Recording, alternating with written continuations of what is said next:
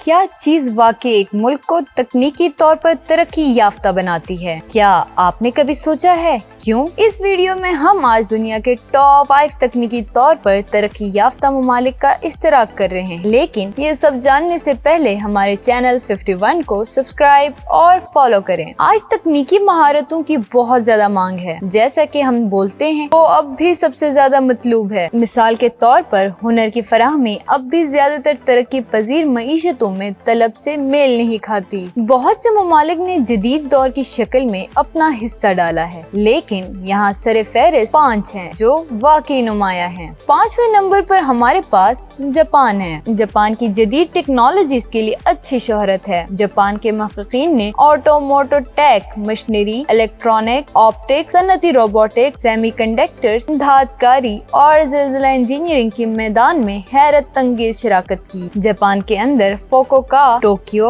اور اوساکا جیسے شہر ٹیکنالوجی کے لحاظ سے سب سے زیادہ ترقی یافتہ ہیں۔ جب آپ اس ملک کا دورہ کریں گے تو آپ کو دنیا کے سب سے ذہین بیت الخلاء روبوٹک ٹیکنالوجیز اور بلٹ ٹرینیں ملیں گی۔ اگر آپ ایک ایکسپلورر ہیں تو جاپان یقینی طور پر ٹیکنالوجی کی شوقین افراد کے لیے ایک دعوت ہے، اور جاپان دنیا کے کچھ بڑے تکنیکی برانڈز کا گھر ہے، جیسے کہ توشیبا، سونی اور پیناسونک صرف چند نام ہیں۔ 4تھے نمبر پر ہمارے پاس USA ہے۔ یہ کوئی راز نہیں کہ امریکہ دنیا کی سب سے بڑی معیشتوں میں سے ایک ہے۔ یہ تکنیکی ترقی کی صنعت کی قیادت کرتا ہے، اسے ایک بہت بڑا عالمی کھلاڑی بناتا ہے۔ اکیلے اس شعبے نے 2020 میں تقریباً 20 ملین افراد کو روزگار فراہم کیا۔ امریکہ کئی وجوہات کی بنا پر ایک سپر پاور، لیکن خلائی ٹیکنالوجی نے قوم کو نقشے پر لانے میں بہت بڑا کردار ادا کیا ہے۔ نیوکلیئر بم کی تخلیق، چاند پر نیل آرمسٹرانگ کی پہلی لینڈنگ کی طرح امریکہ سائنس میں عظیم پیش رفتوں کا گھر ہے۔ آج امریکی ٹیکنالوجی کی تنظیمیں دوا سازی، خلائی تحقیق، software development, web design, ٹیلی کمیونیکیشن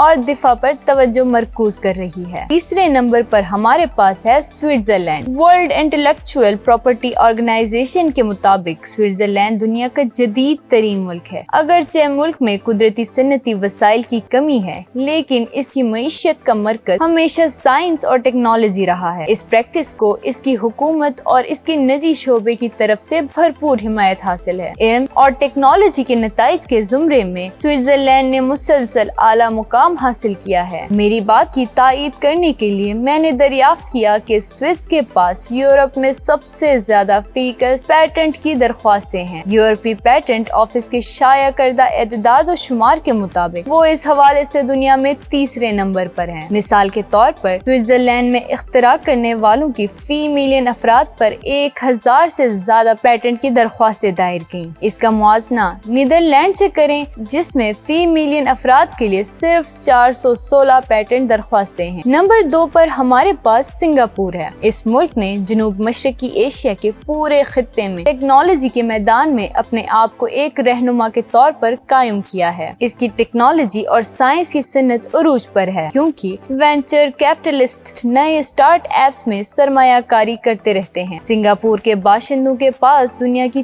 تیز ترین اوسط انٹرنیٹ کی رفتار بھی ہے، جس سے ان کی شہریوں کو بہت زیادہ فائدہ ہوتا ہے۔ کسی ملک کا یہ تکنیکی مرکز سائنسدانوں، کاروباری افراد اور ماحول کو ایک ساتھ رکھتا ہے تاکہ مؤثر باہمی تعاون اور ذہن کو اڑا دینے والی اختراعات سامنے آئیں۔ اور اب پہلے نمبر پر ہمارے پاس ساؤتھ کوریا ہے۔ کوریا کی جنگ کے بعد 1960 کی دہائی میں ساؤتھ کوریا دنیا کے غریب ترین ممالک میں سے ایک تھا، لیکن آج جب کوئی جنوبی کوریا کہتا ہے تو 2 چیزیں ذہن میں آتی ہیں، اور وہ ہیں فون اور کاریں۔ ملک نے اپنی معیشت اور خاص طور پر ٹیک انڈسٹری میں شاندار ترقی کی ہے۔ کوریائی باشندوں نے اپنی زیادہ تر کامیابی روبوٹکس میں حاصل کی ہیں، اور اپنی زیادہ تر سائنسی دریافتوں میں جاپان میں ان کا اہم دعویدار ہے۔ لہٰذا یہ کہنا محفوظ ہے کہ دنیا کی عظیم ترین جنگوں میں صنعتی انقلاب کے نتیجے میں پیدا ہونے والی مسابقت نے انسانیت کو اس جدید دور کی طرف دھکیل دیا جس کا ہم